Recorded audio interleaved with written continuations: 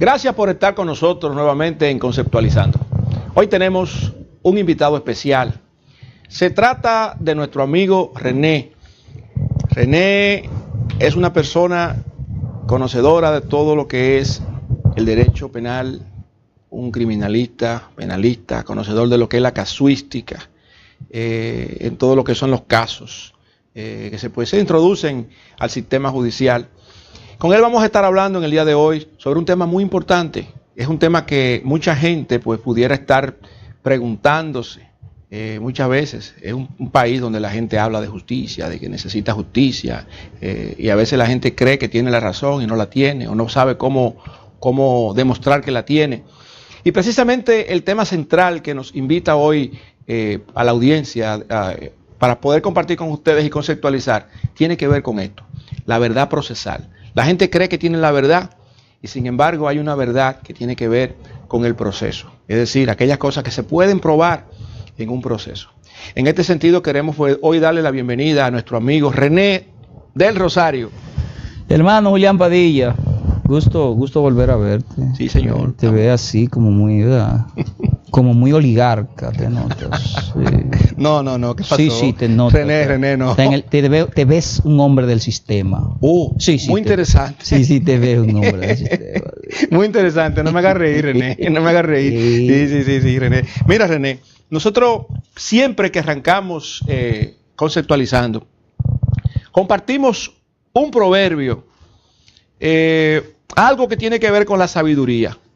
En este caso pensamos qué podría ser útil, y pensamos en un proverbio bíblico que dice que cuando una persona va ante un juez y plantea su caso, parece tener la razón, hasta que otra persona llega, la otra parte llega y hace su planteamiento. Entonces ahí como que las cosas comienzan a cambiar en ese sentido. Y precisamente en todo lo que tiene que ver con el proceso y con lo que es la verdad procesal, nosotros quisiéramos preguntarte, ¿qué es eso del derecho positivo y cómo se relaciona esto, pues, con esa verdad procesal? Bueno, son dos cosas un poquito distintas. Sí. El derecho positivo son ese conjunto de normativas de obligatorio cumplimiento en un territorio determinado, la ley es una doctrina que nace de la necesidad para mantener la cohesión social a través de la paz pública. Entonces, mediante un proceso legislativo, esa doctrina, esa costumbre, se positiviza y pasa a ser una declaración de obligatorio cumplimiento para todos los habitantes. La ley el derecho positivo, cuando se está positivizado, va a declarar conductas, a describir conductas materiales, y también va a describir procedimientos. Solamente esas dos cosas puede hacer la ley. Es decir, bueno, a partir de este momento se va a entender que esto significa esto, lo que describe. Para llegar hasta aquí, usted necesita seguir este camino, procedimientos. Eso es el derecho positivo. Por su lado, el derecho, lo que tiene que ver con la cadena probatoria, o también conocido como el derecho de las pruebas, son ese conjunto de procedimientos para la recolección de las evidencias, para la conservación de la evidencia, la cadena de custodia, y la valoración de esos medios que han sido adecuadamente recogidos, oportunamente aportados al proceso, y tienen unos estándares por el legislador para su valoración. Por eso, y ya Immanuel Kant, que era un teórico de larga data, planteaba que habían dos verdades: una verdad objetiva, que era esa verdad que se extraía directamente del objeto, y una verdad subjetiva, que era lo que el sujeto creía del objeto, y que en algunos casos puede haber una coincidencia entre la verdad objetiva y la verdad subjetiva. Evidentemente, en el proceso hay una tercera verdad, que es la verdad procesal o la verdad legal, que tiene que ver cómo se ha recogido el medio de prueba, cómo se ha conservado, cómo se ha aportado el medio de prueba. O sea, porque es muy posible, y de hecho pasa, que una persona que ha cometido un ilícito de cualquier naturaleza sale impune, a pesar de que todos saben que fue él que cometió el hecho. bueno, todos sospechan que él cometió el hecho, porque en materia de derecho se sabe que una persona cometió el hecho cuando una sentencia más allá de recurso que ha adquirido la autoridad de la cosa irrevocablemente juzgada le sentencia. Hasta entonces la persona es un sospechoso. ¿Sí? O sea, indistintamente de que todos los vecinos vieron a una persona cometer algo, si estos testigos no fueron debidamente individualizados por parte del acusador público o privado, si estos testigos no fueron aportados en el plazo que manda la normativa, no importa la materia, hay un régimen probatorio para cada materia, civil, penal, laboral, inmobiliario. Vamos a quedarnos en la parte penal, que yo creo que es la parte que yo creo que donde tú tienes un fuerte, ¿verdad? Recuerda que una de mis especialidades es administración de justicia. Ok. O sea, yo fui juez muchos años. Sí. Exacto. Entonces nosotros en la Escuela Nacional de la Magistratura, a los egresados de los programas de formación, salimos con una maestría en administración de justicia. Se nos enseña las 7 áreas del derecho. Ok. Porque tú sales juez de paz. Y el juez de paz es el suplente natural de las otras jurisdicciones. Es luego que ya el sistema identifica un perfil o una necesidad y entonces tú te especializas en ese perfil.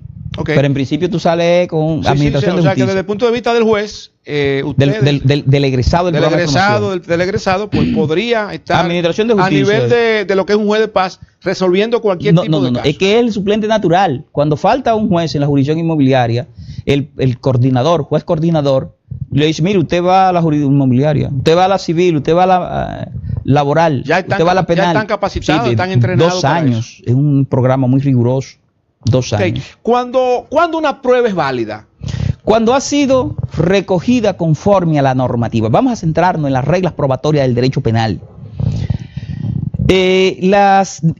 Vamos a primero a qué es lo que es una prueba, qué es lo que es un medio de prueba. Las partes no aportan prueba, aportan medio de prueba. Para llegar hasta ahí y responder tu pregunta rápido, hay una tesis que va a ser explicada por uno de los litigantes, hay una antítesis que va a ser explicada por el otro litigante, que contradice la otra, una contradice la otra intentando anularse, y hay un tercero imparcial que va a ser una síntesis, sentencia. Entonces ese es el único, el que le toca juzgar y determinar cuál de la tesis o antítesis y cuál de los medios de prueba pasa a ser prueba para conformar la síntesis o la sentencia. El que hace prueba es el tribunal. La parte solamente hace un aporte probatorio. Entonces, para que ese aporte probatorio o ese medio de prueba sea lícito, primero debemos saber si es un medio de prueba físico o un medio de prueba testimonial. Dentro de los medios de prueba físico tenemos los peritajes, las pruebas físicas literales, los hallazgos en la escena del crimen, los hallazgos mediante allanamiento, que fueron los objetos que resultaron para la comisión del ilícito. Entonces, vamos a centrarnos en un testimonio. ¿Cuándo un testimonio es aprovechable a los fines del proceso? Este testimonio va a ser aprovechable en la medida de que el litigante lo ofrezca conforme a la normativa. ¿Cómo se va a ofrecer? Si es el querellante, deberá incluirlo en su querella y decir cuál es la finalidad probatoria de ese medio testimonial. Si es el Ministerio Público, lo va a incorporar en su acusación y de igual manera va a decir qué pretende probar con ese medio. Entonces, luego el tribunal va a hacer una valoración de ese testimonio buscando que el testimonio no tenga interés fundado en la causa, que desde el punto de vista de lo razonable sea idóneo lo que plantea el testigo, usando para lo propio la sana crítica, lógica, ciencia y máxima de experiencia. No puede plantear un testigo que vio los hechos cuando ha quedado establecido por otros medios que no había luz, o que la distancia donde estaba el testigo y los hechos que resultan objeto de la causa era, desde el punto de vista de la física, de la optometría, imposible verlo. O no seguro. O sea, si existe la probabilidad de una duda, también eso le quita fuerza. Bueno, cuando se va, no quita fuerza, anula. Si hay una duda razonable, entonces eso va a favorecer al justiciable. Y el tema, no existe justicia, no existe justicia. Hay un tema que desde el punto de vista de la filosofía del derecho se ha discutido mucho, porque parecería como que el litigante más hábil pudiese sacar ventaja de las reglas del proceso.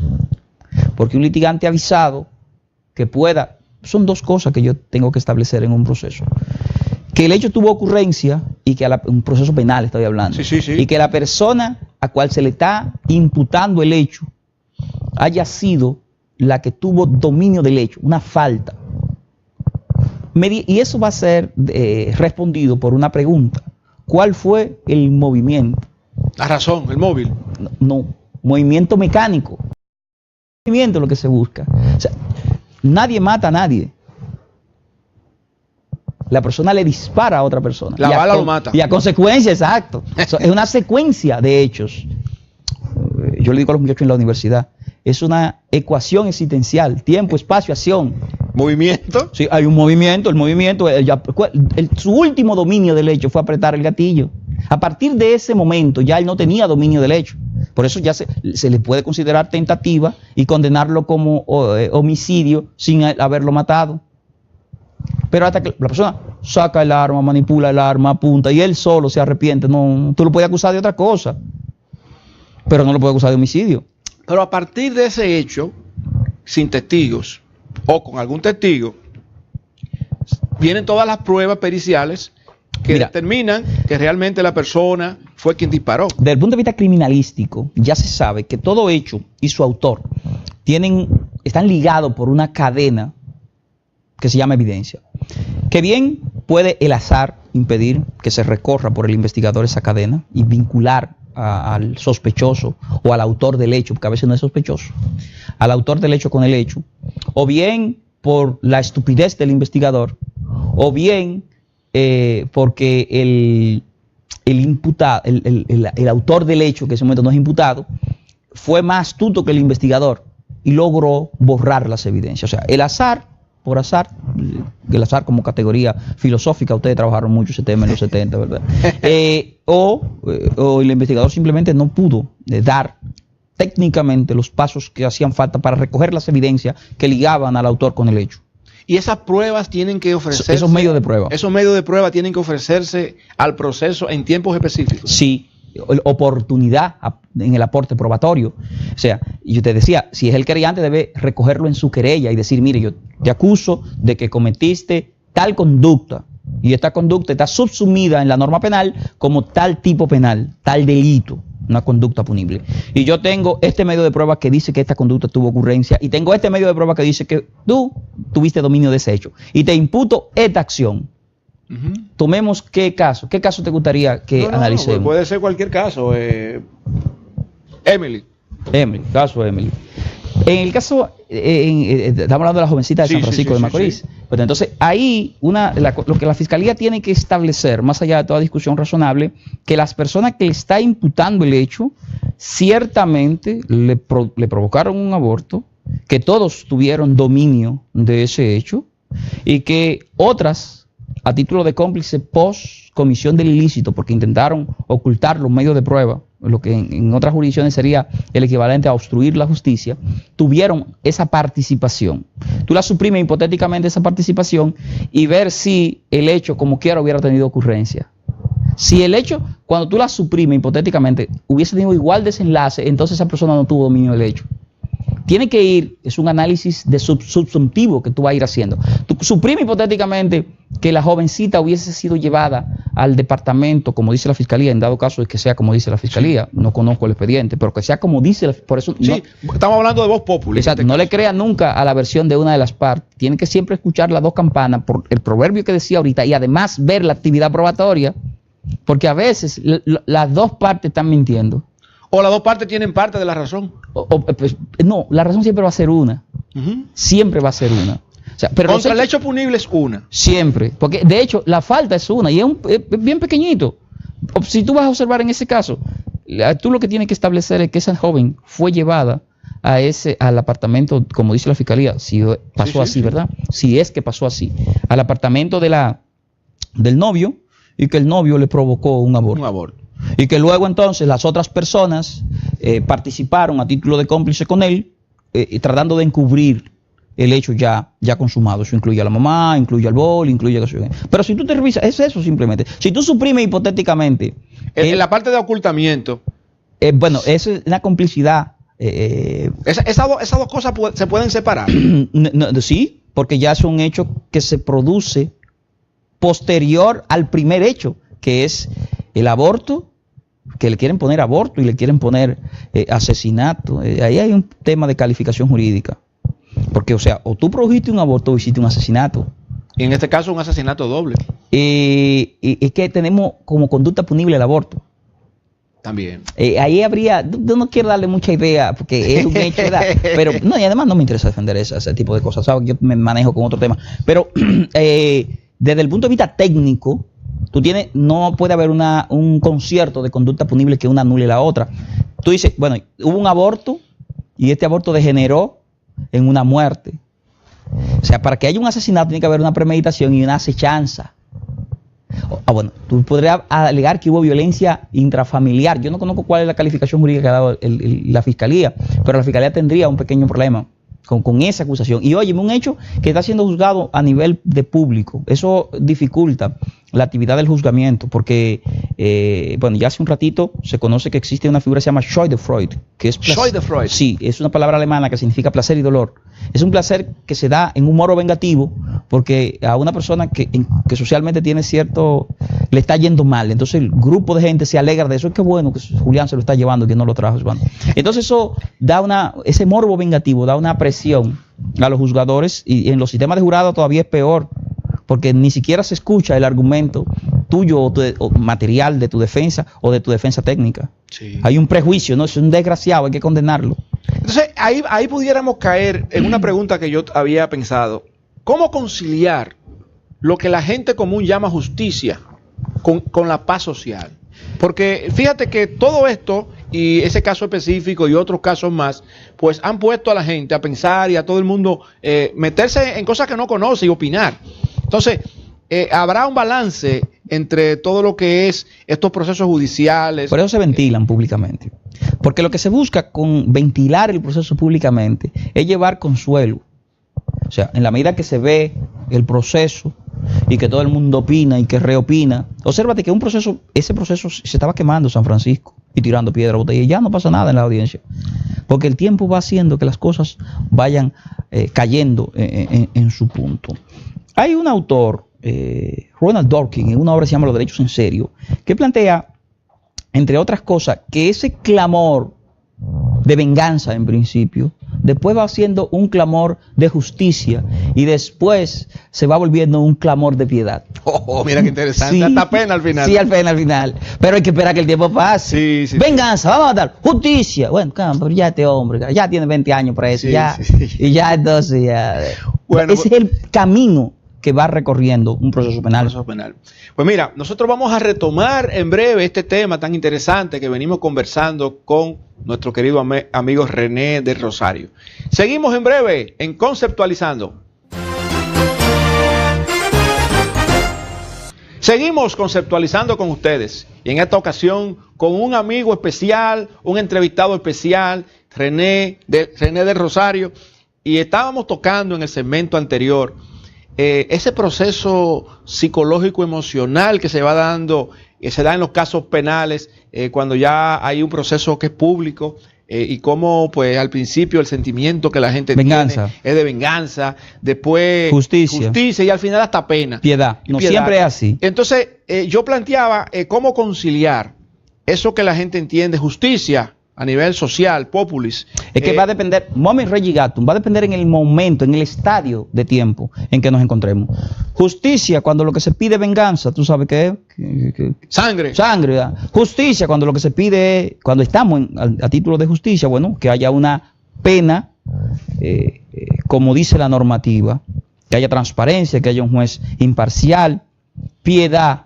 Ya ese pobre hombre está, ya ha pasado 20 años, está muriendo, déjenlo ir a su casa. ¿Tú dirías que en el caso de Fujimori ya estamos en la época de piedad, porque él está enfermo y esas cosas? De hecho, lo indultaron. ¿Indultaron? Pero aún así... No, pero como quiera la población está defendiéndolo. Porque ya está en la fase de la piedad. De la piedad. Ha pasado 20 años ya, casi 20 años pasado. Sí. Entiendo. Entonces siempre, en cualquier comunidad, aún donde existe la cadena perpetua, donde hay la pena de muerte, no, pero donde hay la cadena perpetua. Cuando tú vas a la Comisión de Libertad Condicional, si tú le conmueve las posibilidades de que te den una modalidad de cumplimiento de la pena distinta a la cadena perpetua son muchas.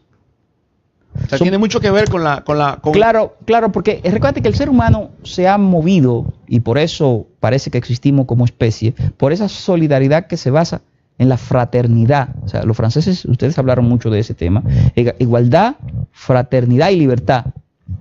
Por esa fraternidad, obsérvate que en principio, cuando uno es muy joven, no, tú eres muy individualista. Después entonces ya tú vas pensando en la familia, en tus hijos, en los amigos, y eso va a la colectividad, al entorno social, ya va participando en la vida política, ya va teniendo otra forma, ya tú quieres dejar a las generaciones. Siempre es así. Entonces en el proceso penal no es ajeno a la actividad humana. No. Y puede ser incluso a la inversa, desde el punto de vista de la decisión que puede tomar el juez. O sea, puede ser que incluso el juez tome una decisión más agresiva porque el hecho está ocurriendo tan dramáticamente. Y cuando es muy joven el imputado. También. Cuando es muy joven. Cuando es muy joven o cuando la persona cuando la persona afecta sensiblemente el orden de la convivencia. Y wow, es tan, a mí que me ha tocado participar en casos en donde tú dices, wow, y es en serio. O sea, de repente cuando una persona tiene una participación que rompe los prototipos y los esquemas, a veces el juicio de reproche o la pena que se le impone no necesariamente se corresponde con un juicio de equidad idem et idem con relación a otra persona que cometieron el mismo hecho. Vamos a quietarlo, te digo, y te meten en una situación. ¿Y eso desde el punto de vista procesal? Porque la ley es legal. Claro, porque la mayoría de los delitos tienen penas variables. O sea, en ese homicidio, supongamos que le retuviéramos homicidio voluntario al jovencito, tiene pena de 3 a 20 años. Culpable de homicidio, 3 a 20 pero años. te pueden poner los 20. 3 a 20, ya. Entonces eso es subjetivo. En los criterios de determinación de la pena, a pesar de que están contenidos en la normativa procesal penal, son muy subjetivos por parte del juzgador. El juez decide, el tribunal va a decidir, y son seres humanos. Indistintamente a que la norma dice que debe juzgar, evaluar los medios de prueba sobre la base de la ciencia, la lógica y la máxima de experiencia, en el fondo, va a interpretar. O sea que hasta la misma forma como se conduce el acusado, el imputado en el proceso, si es una persona arrogante o si es una persona... El imputado no, el abogado. Bueno. Oye, el abogado de él, un abogado, una cosa que mete al tribunal en zozobra, entonces de 3 a 20, por tu abogado. Pero tiene que ser un juez muy objetivo, pero recuerde que sigue siendo un ser humano. Por más objetivo que sea, sigue siendo un ser humano. Entonces tiene una cuerda con el abogado. Y también eso pesa su chinga ahí. No, pero yo 3 a 20, coño, este maldito abogado del diablo, 15 años, 20, no jodas. Y le pudo haber puesto 10. No, lo que 3 a 20, que yo entienda, son los criterios de determinación de la pena. Porque ¿para qué son esos criterios de determinación de la pena? Para que el tribunal de manera soberana envíe a una prisionización que pretende eliminar a esta persona que no ha entendido su obligación de convivir pacíficamente para mantener la paz pública, para que sea reeducado. Recuerde que nosotros tenemos presente el tema de la piedad. La piedad legislativa la tenemos nosotros. Nosotros tenemos una pena no más de 40 años, salvo 40 años para terrorismo. Tenemos una pena ya legal en República Dominicana. Entonces se supone que tú vas a tener tiempo de volver al entorno social antes de morirte. Si caes preso con 20 años, 40, sale de 60, en dado caso de que no mostrase arrepentimiento, de que no se hiciese acreedor de una libertad condicional o de una variación de modalidad de cumplimiento de la pena. Entonces al final, el juez, el tribunal, la jueza va a tener ese criterio de determinación de la pena para que te reeduques y vuelva a tu entorno social. Sin embargo, hay una opinión, yo creo que un poco generalizada en el país, no necesariamente en términos general, ¿verdad?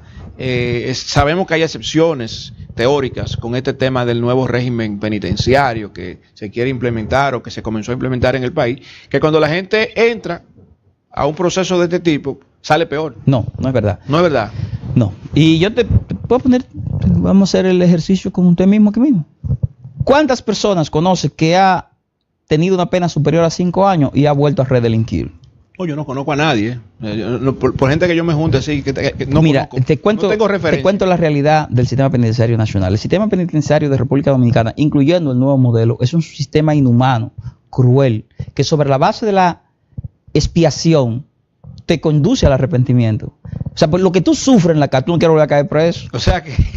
No es porque te reeducaron nada, ¿eh? No. Pero es la verdad. O sea, tú me estás planteando como... Eso es un chiste que tú me estás haciendo. No es ningún chiste. Yo te invito a que vayamos ahora con la cámara a La Victoria, una cárcel que... Nadie quiere volver ahí. No, pues como que es una cosa inhumana. ¿Es infernal? Es infernal. Entonces tú te vas a conducir ayudando a mantener la paz pública y vas a convivir pacíficamente, pero no es porque tú quieres. O sea, que tú consideras que estratégicamente está bien que sea así. No, debería ser humano. O sea, yo debo llevarte a que tú tengas la convicción de que debe convivir pacíficamente y debe arrepentirte por conocimiento. Eso es lo que se plantea en el sistema penitenciario moderno. Que tú te empoderes de la decisión y bueno, espérate, esta conducta no es una conducta buena. Esto es lesivo a mi entorno social. Yo debo contribuir a la paz pública. Yo debo convivir pacíficamente mediante los procesos educativos. Sin embargo, aunque yo acuerdo contigo esa parte, yo he escuchado muchas veces que muchas personas que son detenidas de repente tienen un prontuario. Entonces ahí viene otra situación. Mira, una cosa es que te acusen de un hecho. Y otra cosa es que te condenen por un hecho. Recuérdate que hay unas reglas probatorias. O sea, la Policía Nacional es un auxiliar de una de las partes en el litigio penal, que es el Ministerio Público. Una persona que está siendo acusada de asalto a mano armada. Y entonces lo atrapan asaltando a una persona.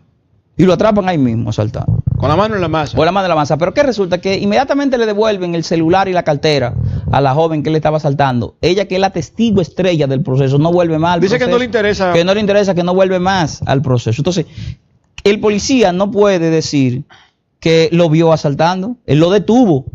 Y ella alegó, pero ¿y dónde está ella? Porque usted no la trae. Porque recuerde que la prueba tiene que ser inmediata para la valoración por parte del tribunal. No puede ser una prueba, salvo casos extremos, referencial y que debe estar corroborada por otro medio de prueba. Entonces, se da que muchas víctimas, que son víctimas testigos, en el derecho penal la víctima puede ser testigo, abandonan la acusación. Entonces, tú sometes, sobre todo en los barrios donde la persona está en grado de vulnerabilidad, porque recuérdate que yo no tengo programa de protección a testigos. Entonces, yo soy testigo contra este delincuente y yo voy a tener que seguir viviendo con los otros delincuenticos, amigos de él. Da miedo. Entonces, miedo. es el tema. Entonces, ¿qué pasa? Que de repente esta persona lo ha sometido a la policía, de verdad, con expediente 10 veces, pero el querellante dura hasta la audiencia preliminar. O una persona con necesidades. Que también acepta un pago. Para que desestime. No vuelva más por ahí. Toma 50,000 pesos. Una decisión, 50,000. Yo trabajo 15,000, 50,000 son 3 meses. Venga. Salen a tapana después. Hermano. Pero ten cuidado, que yo tengo. No, olvídate, tú eres mi hijo, ya. Entonces se da esa situación, porque recuerda que ustedes, los ricos de este país. Ustedes, los ricos de este país. No recuerdan. Yo cuando sea grande, quiero ser como tú. Ustedes no recuerdan que aquí hay personas que no consiguen $1 diario. Y que esa persona que no consigue $1 diario tiene una familia. Que cuando tú le das $365 en un año para vivir con eso, te va a dar 50,000 pesos ahora. No, tú le estás dando 2 años juntos, 3.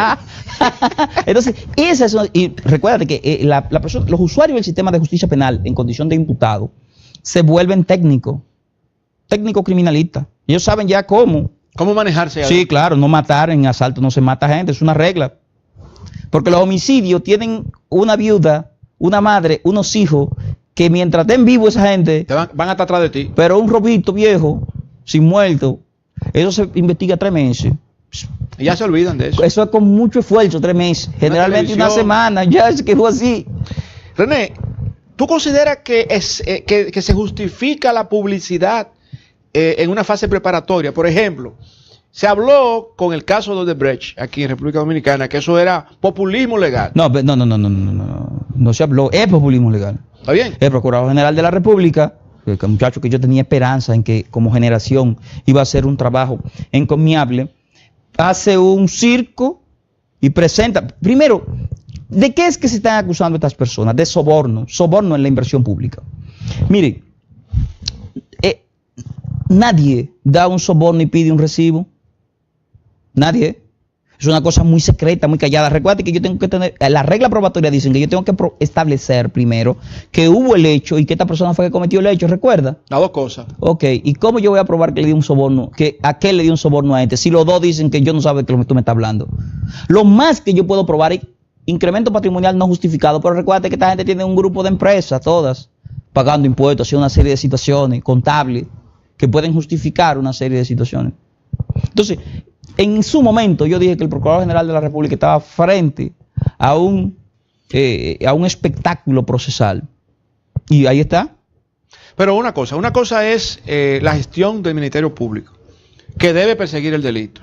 Y otra cosa es desde el punto de vista del juez. Si el juez que está manejando esa fase, y yo me cuestiono, viendo la diferencia que hubo, como Ortega manejó la parte inicial, después como Germán planteó, y después como él al final hizo exactamente lo que dijo la Germán. Bueno, entonces yo como que no entiendo esa parte. Ese otro juez joven que yo le tengo muchísimo cariño como persona, como ser humano. Sin embargo, esa actuación fue una actuación desafortunada porque fue populista. Impuso medidas cuando se le dijo claramente ahí que no habían elementos que comprometan razonablemente la responsabilidad penal de estas personas. Por eso el expediente no camina. Entonces no procedía a poner medidas, no toda libertad, no hay medida, porque para imponer una medida, dice el 40.8 de la Constitución, una medida de coerción, es sobre la base de los hechos que se le puedan comprobar a la persona. No estamos hablando ahí en vez de hechos de indicios. Pero indicios mínimos. Tú me estás diciendo a mí que una persona aceptó un soborno de Odebrecht. ¿Cuánto fue el soborno? Se dice que Odebrecht entregó 90 millones de dólares. Pero se dice, ¿a quién se lo dio? Bueno, se dice que a una persona y que de ahí para adelante no se sabe manejar. Entonces, ¿y por qué tú metes a los otros? Y esta persona dice que él no ha recibido ni un peso. Y habla de honorario. Y pagó impuestos. O sea, una serie de situaciones que son un poquito más difíciles. El tema de crimen organizado. La mafia de Chicago, Estados Unidos. Eso fue una lucha de 60 años. Para tú poder infiltrar la mafia, buscar evidencia de cómo se movió este dinero, cómo esto, para qué fue, interceptaciones telefónicas, grabaciones. No puede ser un acto impulsivo la imputación penal. Pero la pregunta inicial era si se justificaba en esa fase específica. Fíjate que ahorita, con el tema del asesinato que se planteaba, convenía que el juicio tuviera la publicidad porque había ese proceso psicológico emocional donde al final la gente hasta pena le daba. Pero en este caso, cuando no estamos hablando de que hay una fase de juicio, sino una fase donde todavía no está puesta la medida de coerción, había prensa, había publicidad, cámaras. Entonces, en esa fase se justifica, el procedimiento lo establece, lo permite. Y mira, hay un autor, a la razón ahora juez de la Corte Interamericana de Derechos Humanos, Eugenio Zaffaroni, fue juez de la Suprema Corte de Justicia de su país, de Argentina. Él plantea, en una obra que se llama Derecho Penal General, que ese populismo penal viene a consecuencia de una visión clientelar, generalmente por parte del gobierno, que lo que procura es conseguir en la población cliente. Artículo 2 de la Constitución de ustedes aquí, los dominicanos. Tú no eres de aquí. No, de Villa Altagracia. Nosotros somos de una república aparte. Sí. Dice que todos los poderes vienen del soberano, que es el pueblo. Entonces yo estoy buscando clientes ahí para procesos clientelares, evidentemente, elecciones, mantener altos índices de popularidad. O sea, es feo que tú estés jugando con la justicia con una finalidad clientelar. Eso yo le critico a la Procuraduría General de la República. Si lo acusa, lo bien o no acuse. Porque la Procuraduría en República Dominicana tiene los medios, más de lo que ustedes que no trabajan en este tema penal saben, para investigar seriamente. De hecho, cuando se ha querido investigar cosas seriamente, se investigan.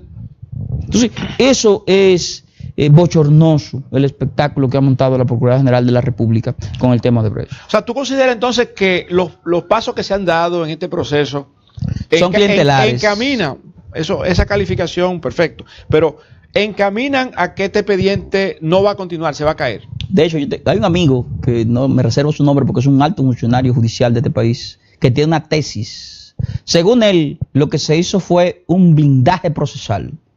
Hay una garantía constitucional que impide que una persona sea perseguida 2 veces por la misma causa.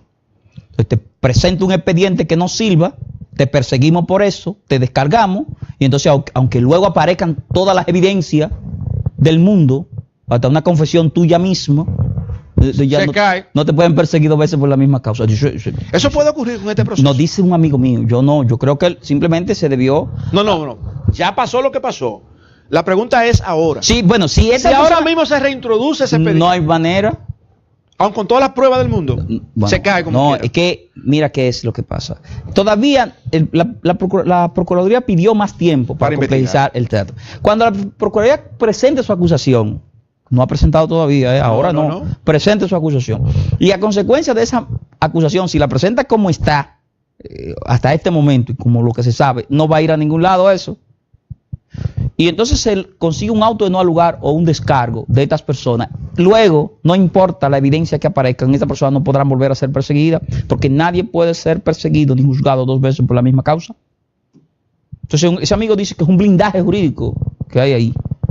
Y lo que se procura es... o sea que hay una trampita. Una trampita. Sí, porque él dice que no pueden ser tan especiales como para presentar una acusación en un tema tan mediático como iba a ser eso, y que iba a traer a juristas de reputada connotación académica, intelectual, porque hay dinero con que pagar abogados. Recuerda, va a depender cómo pueda pagar honorario, entonces tú vas a tener médicos o abogados. Depende de la capacidad que tenga de pago de honorario. No tiene cómo pagar honorario, no tiene médico bueno. El término populismo legal existe en la... Populismo penal. Penal existe. Sí, así es. La sociología ha estado trabajando. De hecho, Jorge Eduardo Prat escribió en República Dominicana una obra que se llama El populismo penal. Te invito a que lea ese tema, cómo los actores del sistema se mediatizan sus procesos con una sola finalidad: ser gracioso con la población. O sea, y todo se mueve en torno a la visión clientelar. ¿Qué tipo de pruebas o medios de prueba? Te van a aprender lo que dije ahorita. Medio de prueba. Prueba es la sentencia que hay prueba.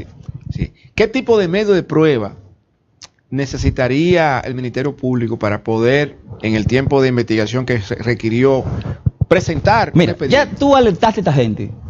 Lo alertaste. ¿Por qué? Ay, cuando tú me excusas a mí de blanqueo de capitales o lavado de activos, como se llama aquí, y de corrupción en soborno de la inversión, ¿tú crees que yo me voy a reunir con nadie que esté cerca de eso? De hecho, voy a empezar a llamar a los amigos míos que me oculten cualquier cosita que haya por ahí. Los medios de prueba que tú necesitabas para esto ya no son posibles esos medios de prueba. Bueno, a menos que los imputados, si es verdad que participaron, sean unos estúpidos, porque ya se desapareció, Julián. Porque ya es una batalla, ya tú andas buscando medios para... son 10 años la pena de eso. Y si te agarran con lavado de activos, puedes subir hasta 20. 20 trancados ahí en la cárcel que estamos hablando. No es un juego, es matarte, literalmente. Entonces yo voy a hacer todos los medios para defenderme. Entonces, los medios de prueba que hace falta para probar un soborno en la inversión. Primero, que realmente se entregó prebendas, no necesariamente económicas. No, lo que sea. Del tipo que sea, con una sola finalidad.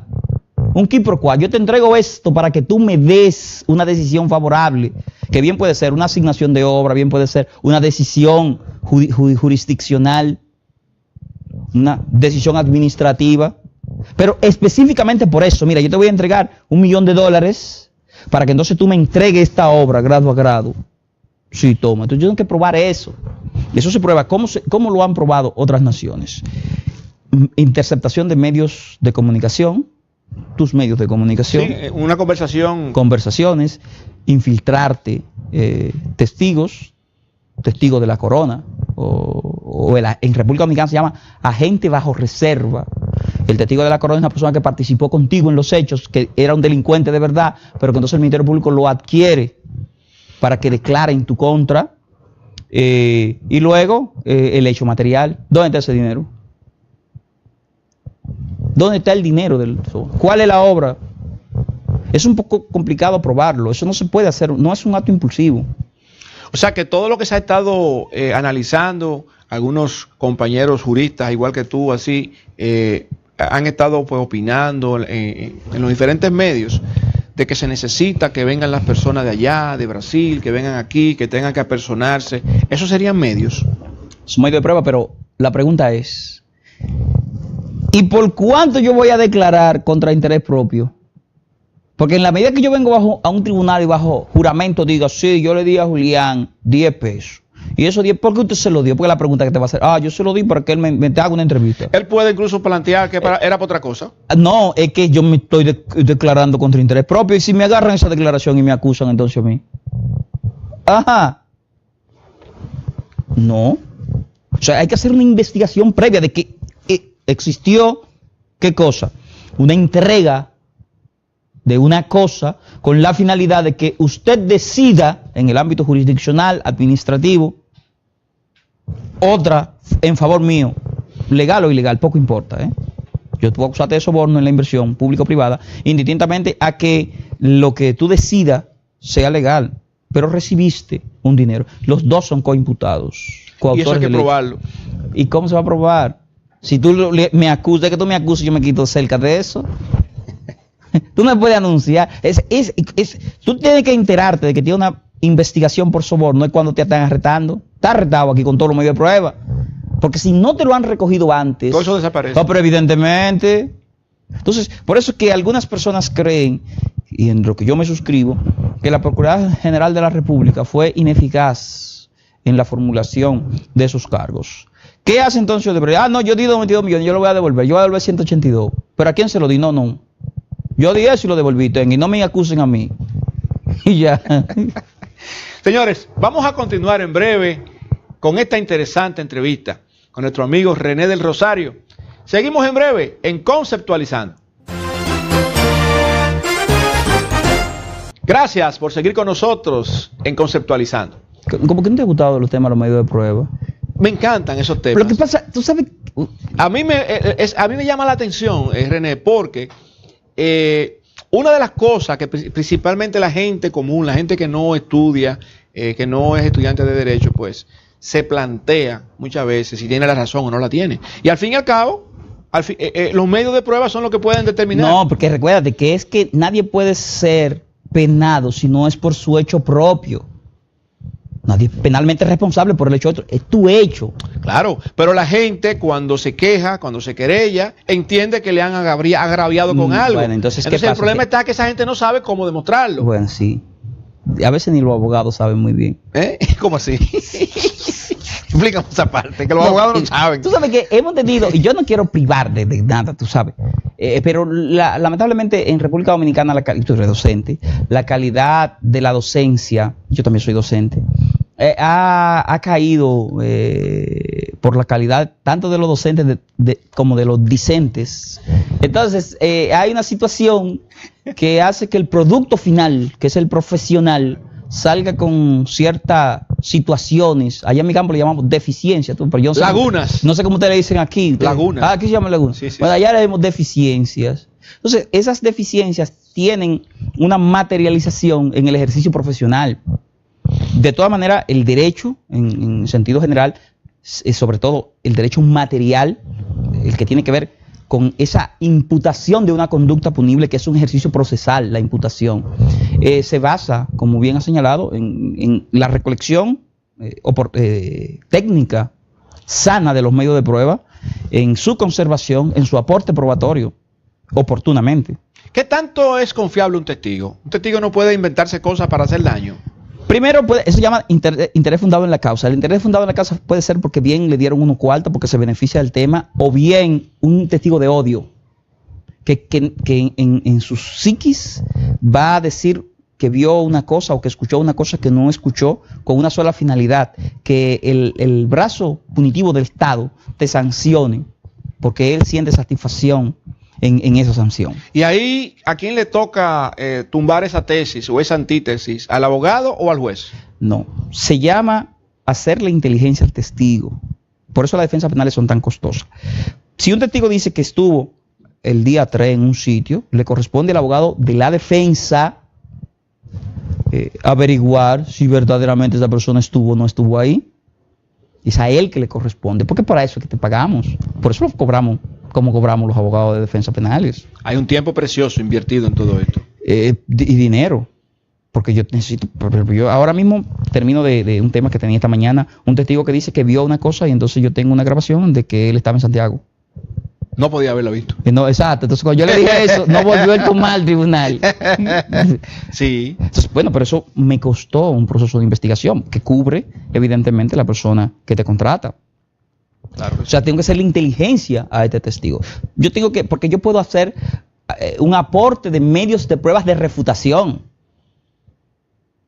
O sea, inmediatamente se presenta una acusación, una querella, yo tengo la oportunidad de hacer un escrito de contestación a esa querella, o si es una acusación ya propiamente dicho, yo tengo la oportunidad de presentar una objeción a la acusación y hacer un aporte probatorio. Y en mis medios de prueba, pueden ir encaminados a desacreditar el medio de prueba imputativo. O sea, que haya duda, una duda razonable. Puede ser que haya duda o una aniquilación. Pues en este caso se prueba que esta persona estaba, cuando él dice que él vio, él estaba en otro lugar, muy lejos de ahí. O sea, que ahí prácticamente se cae. No tiene manera. Ese medio se cae completo. Ahí. Claro, porque no hay forma. O sea, recuérdate que eso no soporta un análisis, recuerda, lógica, ciencia y máxima de experiencia, no soporta un análisis lógico. Ley de la oblicuidad. Un cuerpo no puede, en la física tradicional, ocupar dos lugares a la vez. Al mismo tiempo. Sí, en el mismo tiempo. Y fíjate que tú has tocado una serie de conceptos interesantes, y a propósito de el concepto del programa, mucha gente se plantea que pasar por una universidad, obtener un título, y ahí terminó todo. Pero yo te escucho hablar y sé que tú eres una persona estudiosa, que te gusta investigar, no solamente eres docente, sino que todo el tiempo estás aprendiendo y buscando información. ¿Qué consejo tú le darías a estos estudiantes que están pues participando en nuestras universidades, deseando ser excelentes abogados así como tú?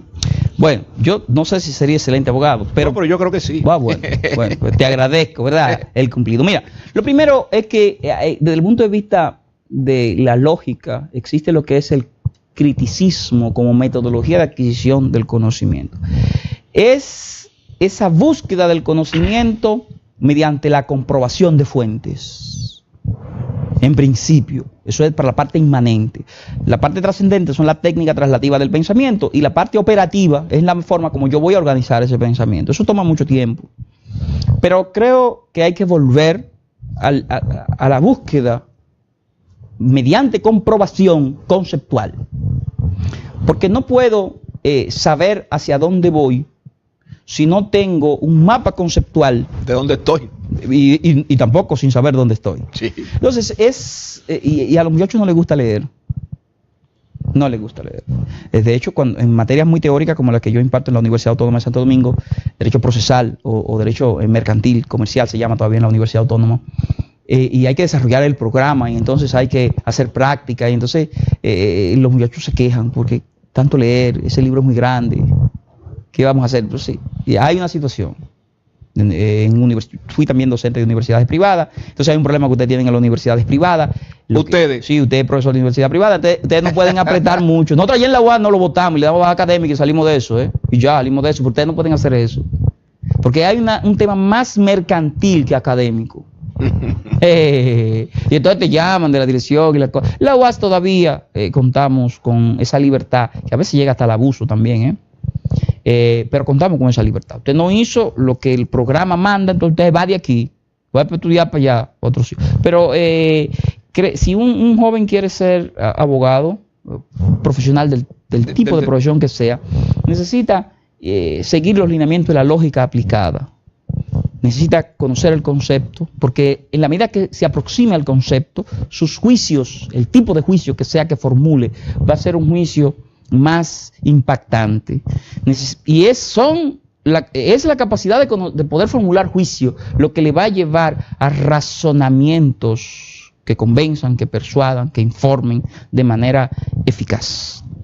Es eso. Bueno, pues muchas gracias. Queremos agradecer definitivamente la participación de René del Rosario en esta importante entrevista que hemos tenido en el día de hoy en Conceptualizando. Seguiremos mañana con ustedes, Conceptualizando.